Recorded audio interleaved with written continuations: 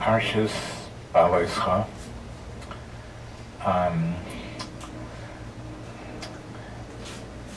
It says, "Ivtu es Hashem b'simcha." We have to worship Hashem and do all the mitzvahs b'simcha. The problem is that there are times that some people are going through so much tzoros. Sometimes the tzoros is actually unbearable. And how can they possibly, how can people like that possibly serve Hashem b'simcha? What does the Torah expect of us in such a matzav, in such situation? Does the Torah still expect us to be able to worship Hashem and do mitzvahs b'simcha, even though our situation is unbearable? In Parshas Bhaaloscha, we might get an idea of what the Torah requires. It says in Bamidbar Yud Aleph Pasuk Yud that the Klal Yisrael were crying. They wanted meat, not so much lemon. They wanted meat. So it says in the pasuk, "Vayishma Moshe es ha'am boichel lemishpachasav." Bamidbar Yud Aleph Pasuk Yud. Moshe Rabbeinu heard the people crying with their families. They were all together. Mishpachis ne'asofim, Rashi says. They were family by family, they were gathered. Uboichim, and they were crying. Lefarsem tarumosam begoli, to make their complaint in the open.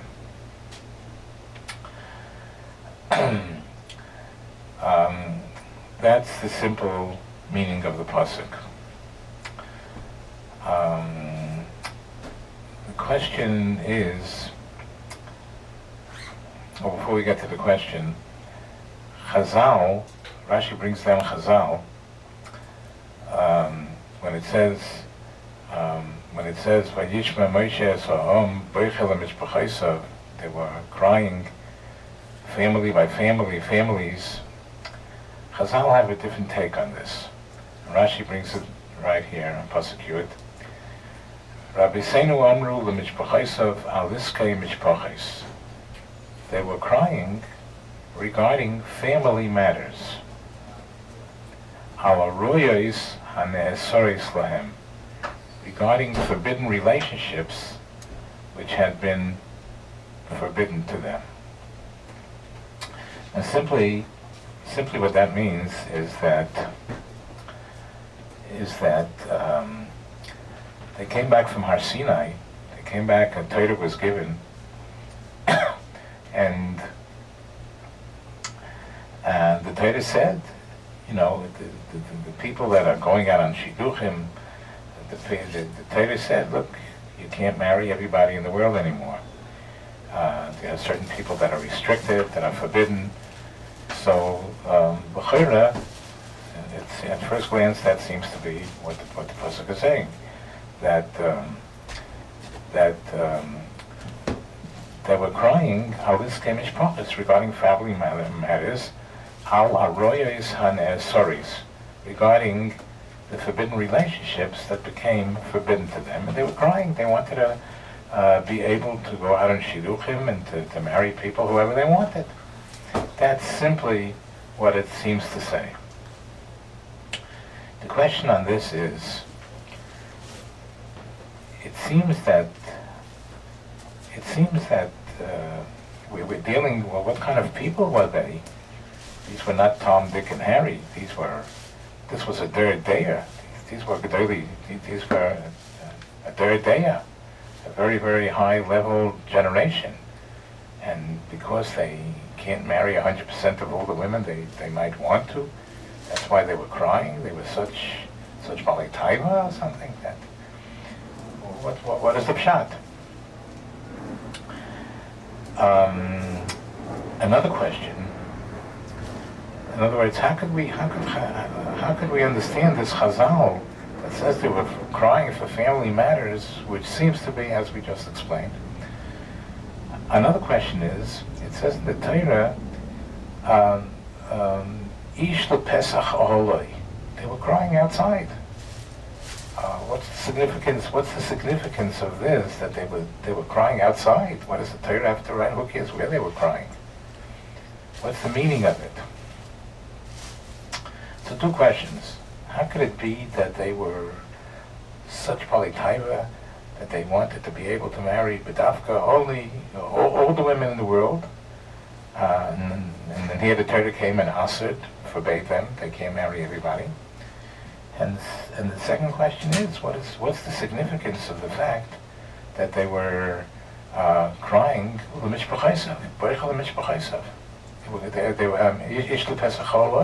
that they were crying outside in the street? Comes along the great Goin and Tzaddik, Rebbe Yalapian, Zechat Tzaddik Levracha, and offers a brilliant insight to be able to understand this Chazal that Rashi brings down. They were crying Haliskei Aroyos.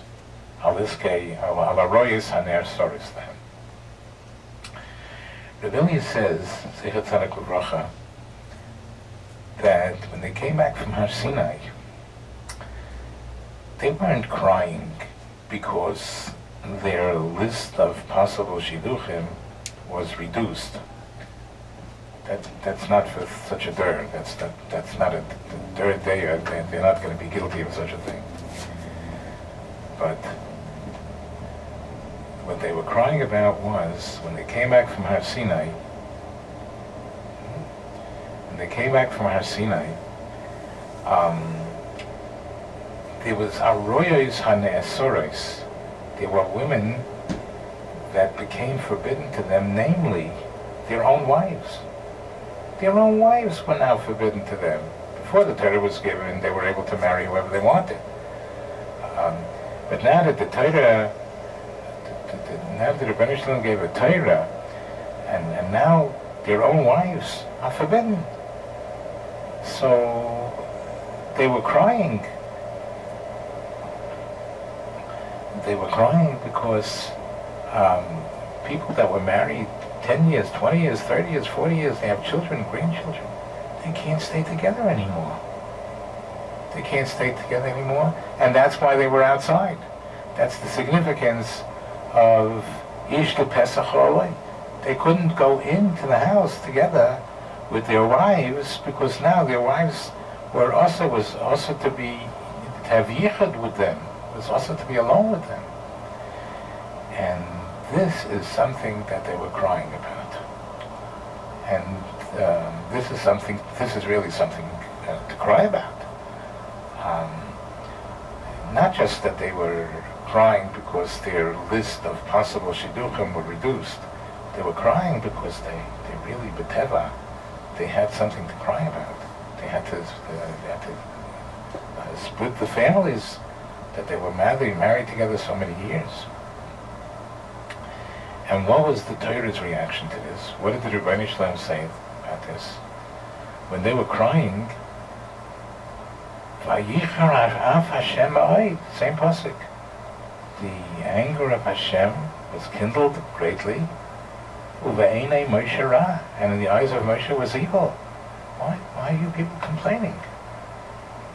What do you mean? There's plenty to cry about. They have to split up their families. They have to say goodbye to their own wives. But if the Rebbeinu Shalom gave a Torah and says that now that's what has to be done, and you are disagreeing with it and you can't cope with it, that's not right. Vayichar af Hashem ha'od. The anger of Hashem was upon them. What do you mean? If the Torah dictates something, that what do we know? Whatever Hashem does is for the good. And even though it's very hard to cope with, and it's unbearable, nevertheless, if this is what the Torah dictates, we have to be able to be makabel b'simcha in the midst of the mitzvah of Hashem b'chol matzav, in every matzav. So as we started, when we were speaking about if somebody is going through Rachmana litzlan, unbearable tzaras, and it's hard for him to serve Hashem, but he has to know that if that's the lot that Hashem decreed upon him, then he must be able to do it b'simcha. And Rebbe Yelapian concludes, Al korponim lamadnu, we learn from this at least, Hech yesh la'odam l'kabel b'simcha mitzvahs Hashem b'chol matzavim. And no matter what situation you're in, you have to be able, to cope. And if not, Rachmana litzlan, vayichar Hashem, vayicharaf Hashem ma'oid uve'enei mashira. We have to be able to accept whatever the Torah dictates to us, and be able to serve Hashem with simcha in any situation. Hashem should help that we should be zoicha to understand this and fulfill it. Amen.